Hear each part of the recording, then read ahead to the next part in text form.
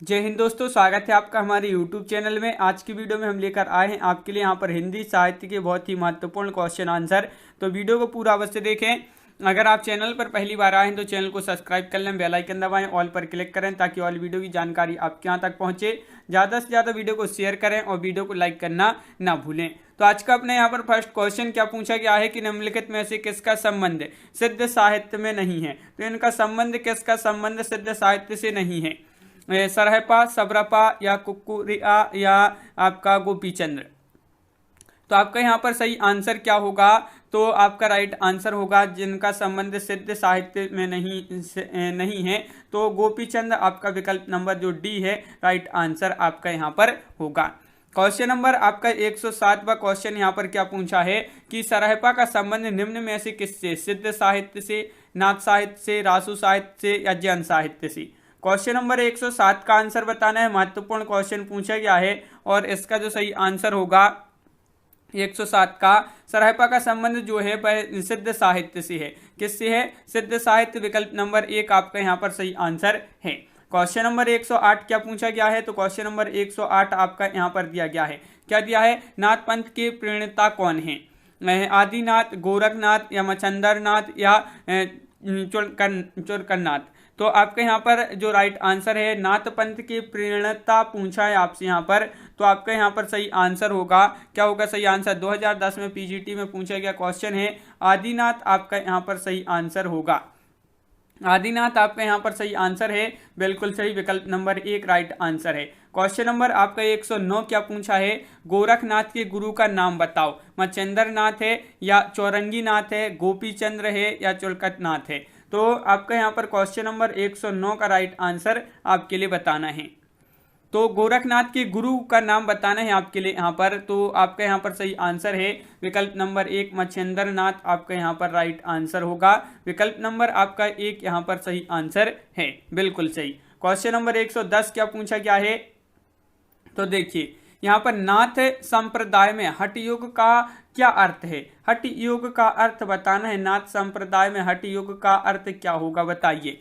कठिन साधना, अडिग योग साधना, हठ पूर्वक योग या हा का अर्थ सूर्य और ठा का अर्थ इंद्र, दोनों का योग? तो आपका यहाँ पर सही आंसर होगा विकल्प नंबर आपका डी, हा का अर्थ सूर्य और ठा का अर्थ इंद्र, दोनों का योग आपका यहाँ पर सही आंसर है। तो सूर्य इंद्र आपका सही, सूर्य चंद्र, यहाँ पर है हा का अर्थ होगा सूर्य और ठा का अर्थ होगा चंद्र। तो इस प्रकार आपका दोनों का योग राइट आंसर यहाँ पर है। क्वेश्चन नंबर 111 पूछा है सिद्धों की साधना में शून्य का पूरक तत्व था। तो सिद्धों की साधना में शून्य का पूरक तत्व था, वज्र था, चित्र, अग्नि या ज्ञान? क्वेश्चन नंबर 111 का राइट आंसर बताना है।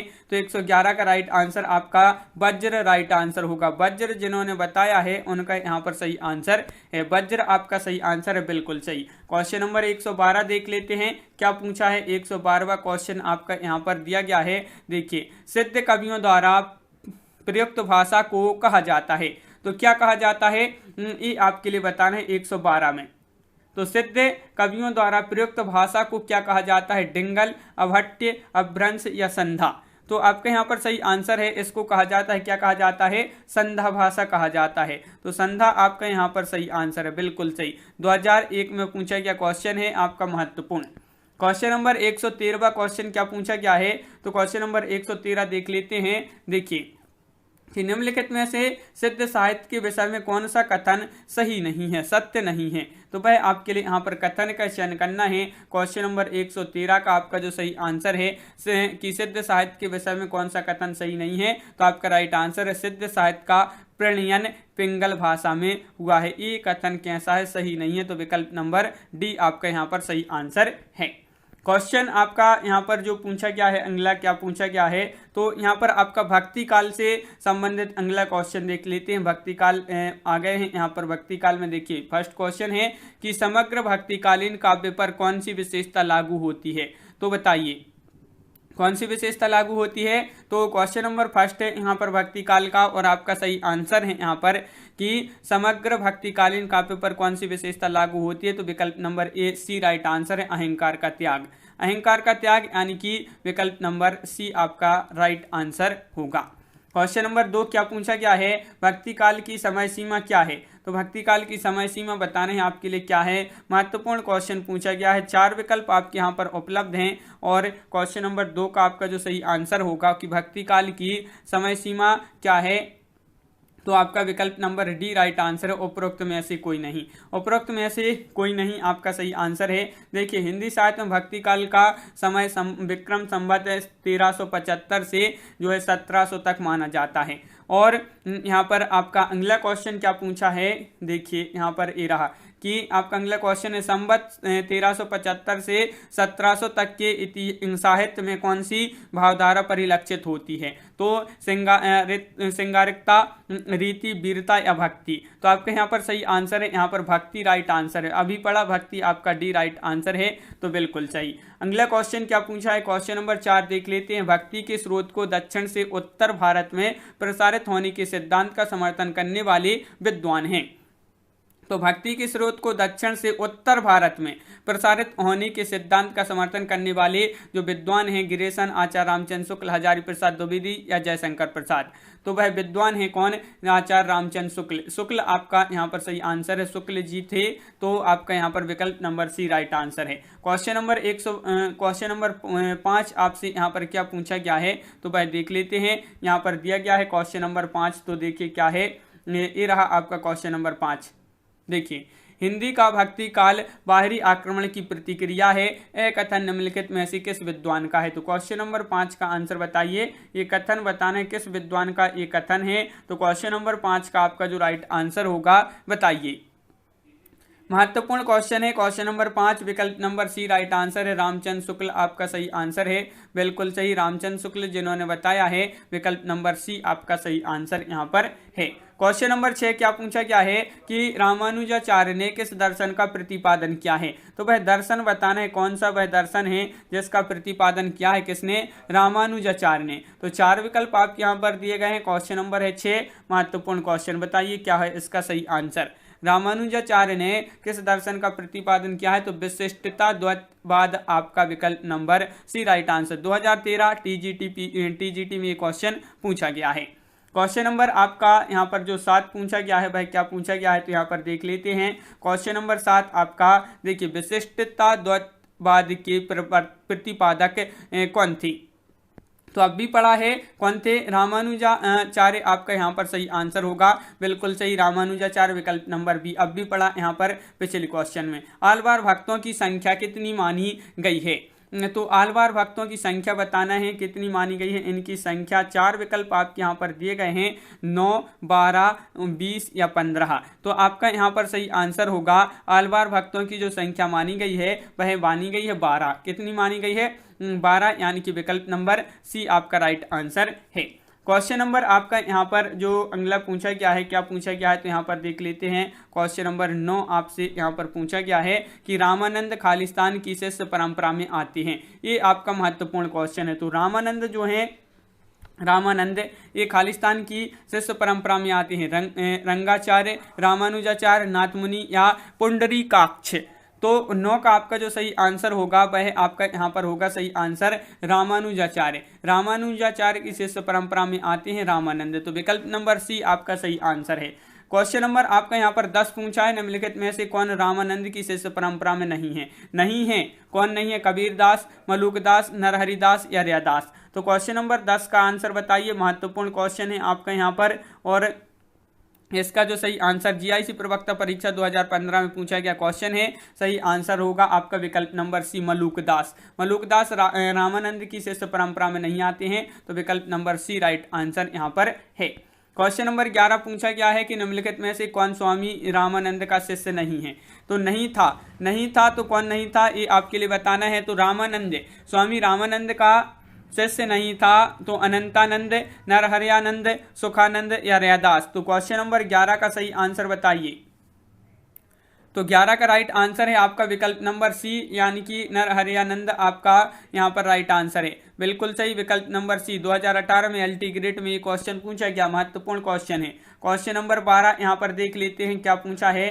देखिए ये रहा आपका क्वेश्चन नंबर 12, टीजीटी पीजीटी 2010-2012 में पूछा गया, भक्ति काल को हिंदी काव्य का स्वर्ण युग सर्वप्रथम किसने कहा है। ये आपके लिए यहाँ पर बताना है। स्वर्ण युग किसने कहा है? तो भक्ति काल को हिंदी काव्य का स्वर्ण युग सर्वप्रथम किसने कहा है? तो आपका यहाँ पर सही आंसर है गिरीशन, रामचंद्र शुक्ल, मिश्र बंधु या आचार्य हजारी प्रसाद द्विवेदी। तो आपका सही आंसर यहाँ पर होगा विकल्प नंबर 1 यानी कि गिरीशन। देखिए विकल्प नंबर 1 आपके यहाँ पर सही आंसर है। देखिए भक्ति काल को हिंदी काव्य का स्वर्ण युग सर्वप्रथम गिरीशन ने कहा है। क्वेश्चन नंबर आपका 13 क्या पूछा गया है? तो 13वां क्वेश्चन देख लेते हैं। हिंदी के किस काल को स्वर्ण युग कहा जाता है? तो आप भी पढ़ा कि भक्ति काल को स्वर्ण युग कहा जाता है और स्वर्ण युग जो कहा है वह गिरीशन जी ने कहा है। क्वेश्चन नंबर 14 क्या पूछा गया है? तो क्वेश्चन नंबर 14 पूछा गया है यहाँ पर आपका, देखिए भक्ति काल का नाम पूर्व मध्यकाल किस आचार्य ने दिया है? तो देखिए पूर्व मध्यकाल ये जो नाम दिया है किस आचार्य ने दिया है ये आपके लिए यहाँ पर बताना है। तो आपका यहाँ पर जो सही आंसर होगा डॉक्टर नगेंद्र राम कुमार वर्मा, आचार्य नंदुलारी वाजपेयी या हजारी प्रसाद द्विवेदी। तो आपका सही आंसर है ये जो नाम दिया है वह डॉक्टर नगेंद्र ने दिया है। तो विकल्प नंबर 1 आपका यहाँ पर सही आंसर है। क्वेश्चन नंबर आपका यहाँ पर 15 पूछा है, नाभादास कृत भक्तमाल की भाषा क्या है? तो भक्तमाल की भाषा आपके लिए यहाँ पर बताना है। भक्तमाल की भाषा क्या है? अवधी, हिंदी, खड़ी बोली, ब्रजभाषा या मैथिली। क्वेश्चन नंबर 15 है और 15 का जो राइट आंसर बताना है आपके लिए। तो 15 का आपका ब्रजभाषा आपका सही आंसर है। बहुत बढ़िया, Brajbhasha right answer. Question number 16 यहाँ पर देख लेते हैं क्या पूछा गया है। क्वेश्चन नंबर 16, तो क्वेश्चन नंबर 16 आपका ये रहा, भक्तमाल के रचनाकार कौन है? ये क्वेश्चन तो बहुत ही महत्वपूर्ण है, बताइए। भक्तमाल के रचनाकार पूछा है, रैदास हैं, धर्मदास हैं, नाभादास हैं या जीवदास हैं। तो क्वेश्चन नंबर 16 का आपका जो सही आंसर होगा वह होगा आपका राइट आंसर यहाँ पर 16 का, भक्तमाल के रचनाकार हैं नाभादास, यानी कि विकल्प नंबर बी आपका सही आंसर यहाँ पर होगा। नाभादास द्वारा लिखित अष्टयाम किस भाषा में लिखी गई है? अष्टयाम, ये क्वेश्चन महत्वपूर्ण है। जो अष्टयाम है ये किस भाषा में लिखी गई है? तो छत्तीसगढ़ी में, ब्रजभाषा में, अवधी में, मालवी में। क्वेश्चन नंबर 17 का सही आंसर बताइए। 4 विकल्प दिए गए हैं और अष्टयाम किस भाषा में लिखी गई, किसके द्वारा लिखे थे? नाभादास द्वारा, और ये लिखी गई है ब्रजभाषा में, यानी कि विकल्प नंबर सी आपका यहाँ पर सही आंसर है। क्वेश्चन नंबर 18 क्या पूछा गया है? अष्टयाम की रचयिता कौन है? तो अष्टयाम की रचयिता बताना है आपके लिए सूरदास, नाभादास, गोकुलनाथ या वल्लभाचार्य। ये आपकी ब्रज भाषा में लिखी गई है अष्टयाम, और इसके जो रचयिता हैं वह आपसे पूछा है। तो आपका टीजीटी परीक्षा 2011 में एक क्वेश्चन पूछा था और नाभादास इसकी क्या है? रचयिता है, किसकी? अष्टयाम की।